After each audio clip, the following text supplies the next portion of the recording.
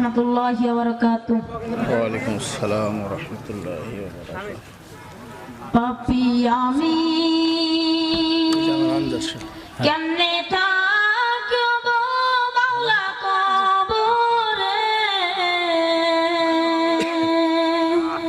পাপী আমি কেমনে থাকব বাংলা কবরে,